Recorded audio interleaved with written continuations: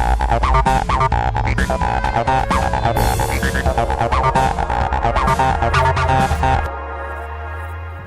I'm Jeff Croucher and welcome to the Pure Health Direct YouTube video channel. And today I've got with me renowned author Jan Roberts, who has written 4 books as co-author and is a specialist in fertility management. And today we're talking about salt. Now, Jan, welcome to the program. Thanks, Jeff.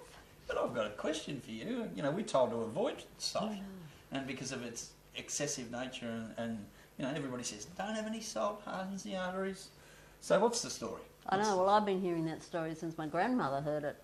She's no longer with us, so figure that out. But what we're talking about are 2 different things. Salt that we're asked to avoid is common table salt, which contains sodium and chloride ions. Has absolutely no relation whatever to what was originally termed white gold.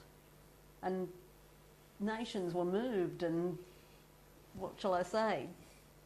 Missions were mounted to go and fetch salt from these amazing mines that, of course, now what happens to salt, all the additional minerals beyond sodium and chloride are gone from it. Things are added to it. Aluminium silicate's just one example. Aluminium being a heavy metal, which is very unhealthy, that's added so that the salt runs freely, so it doesn't clump in the shaker.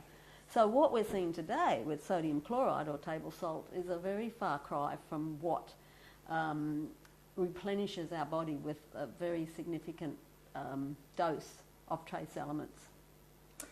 Now, Himalayan salt is what we're talking about today, but common salt may be useless, but it's sure tasty, really, isn't it? And any chef will add salt to their menu.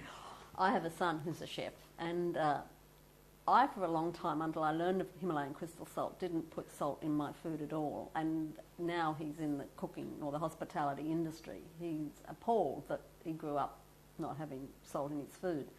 You will find chefs, though, don't ever use sodium chloride. They don't use the old Saxa table salt. They will be using a Celtic or a sea salt or a Murray River salt. So they know that there's more to it than sodium and chloride ions.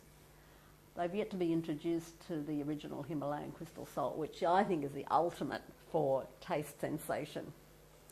So have you got a product name for the budding chefs out there? Have I got a product name? I have.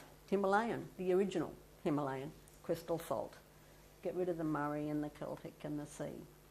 And the reason we say that is this is a salt that has some research conducted around its composition, which is 84 trace minerals, and they're in ionic form, which means for our viewers that those are in tiny, tiny particle size, so they're really easily absorbed.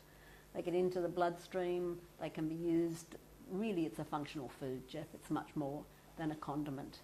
And there are demonstrated significant changes to muscle and nerve function, which makes sense because you've got your electrolyte balance being restored with the salt, respiratory improvements and circulatory improvements. But look for the original Pakistani royal family seal to make sure you're getting the original product. Okay, Jen, thank you very much.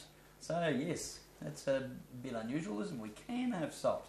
I'm looking forward to taking some of that, and that'll help my diet as well. Thank you for viewing the Pure Health Direct video channel. You can find more information at www.purehealthdirect.com, and thank you again, Jen. My pleasure.